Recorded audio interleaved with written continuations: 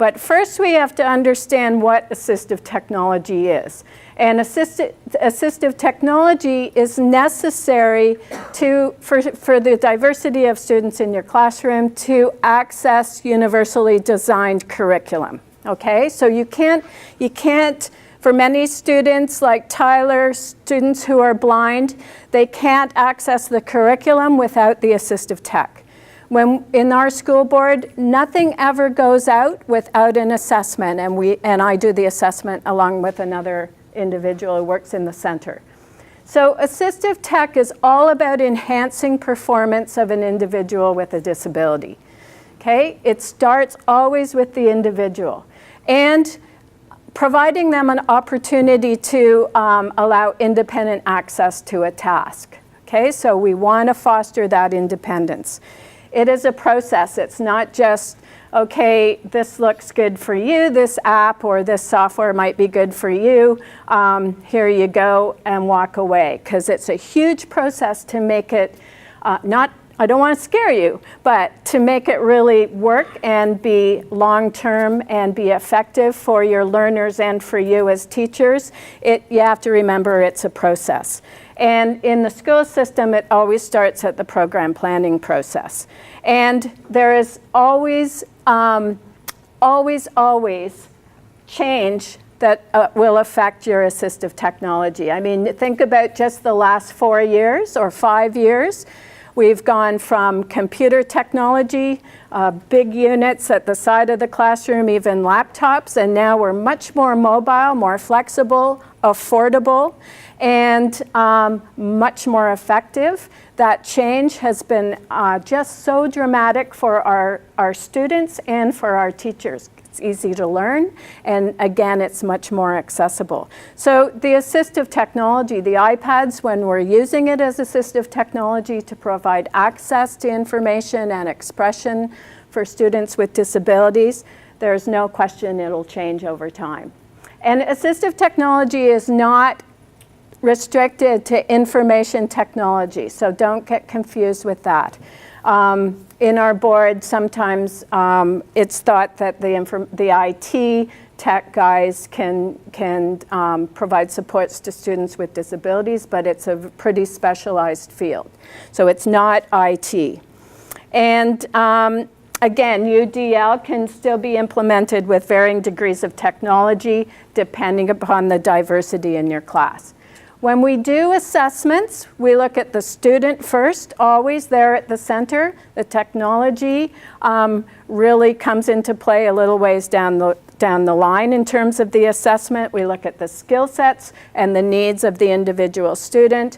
We look at the milieu, meaning who is in that classroom, for example, that can support that student, what are their skill sets. So you as secondary users, if I was doing an assessment, and I have done lots of adult learner assessments, and I make recommendations also based on their needs, but also what kind of learning has to come into play for the secondary users, meaning the teachers, to ensure success of that assistive technology in that learning situation. So the milieu is really, really important. And honestly, it doesn't happen without training. The task is really critical. We look at what are you asking the student to do? Are you asking the student to read?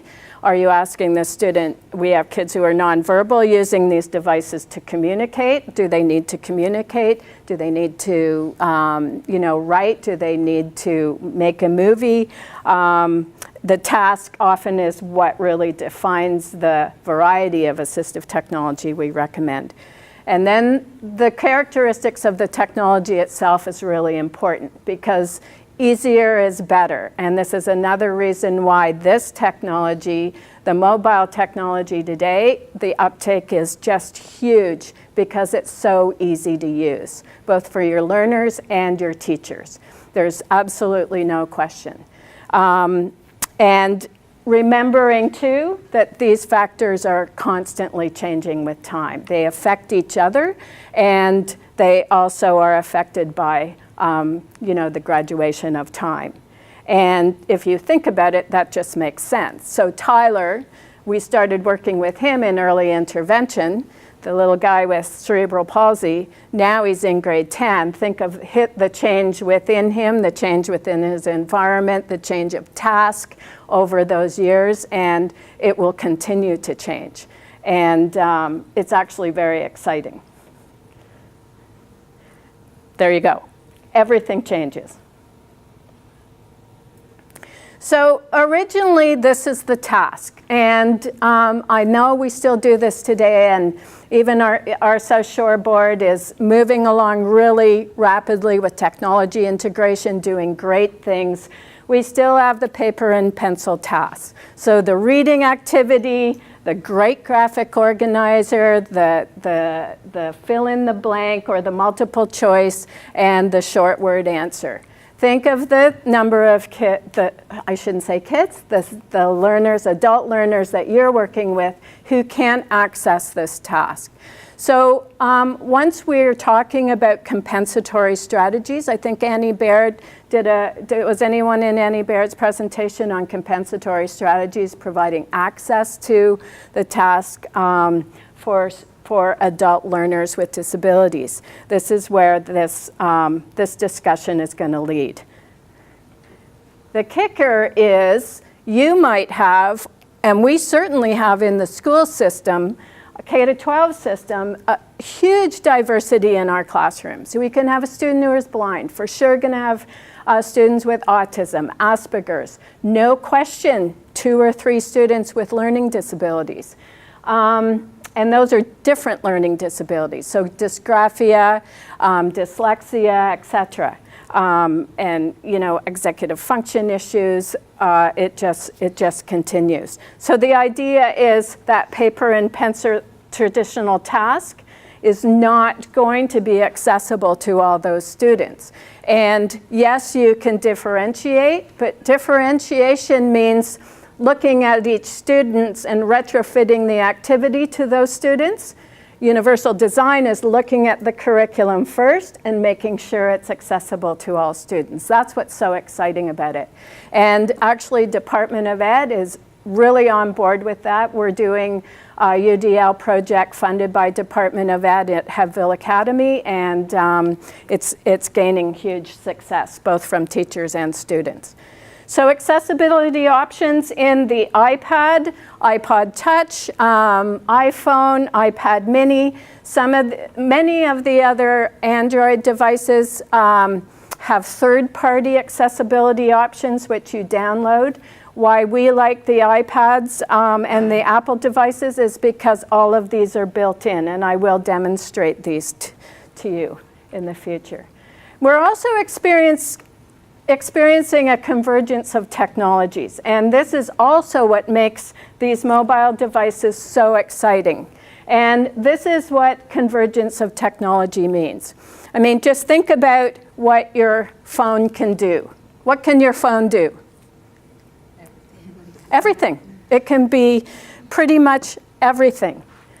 It can be a chessboard, it can be a Zen garden, it can be a tutor. Think about that. Access to video tutorials for adult learners. They can pause, they can learn at their own pace, they can reference it, they could communicate with you through Skype, they could get information through Twitter. It can be an encyclopedia, it can be a whole library. It will provide text-to-speech, you can do voice-to-text. So it's accessible to almost every learner for many, many, many different purposes. And allows us to do activities like this. So Tyler has cerebral palsy. He has no control over his extremities.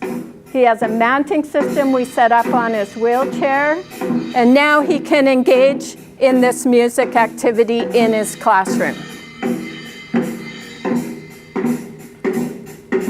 And look how happy he is.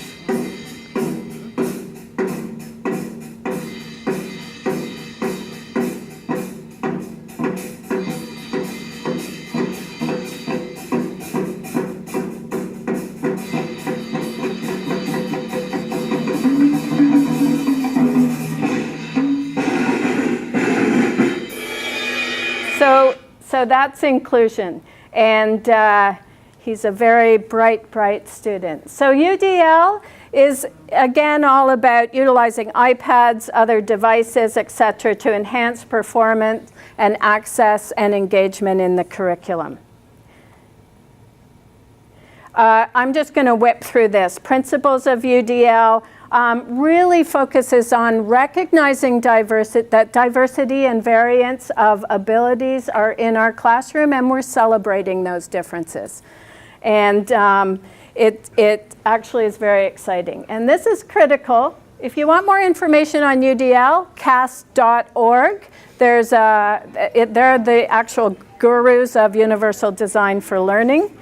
But their comment is, and their research is showing that the curriculum should be adaptable to the individual, not the other way around.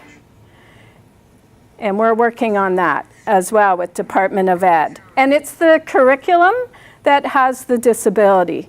And this is why. So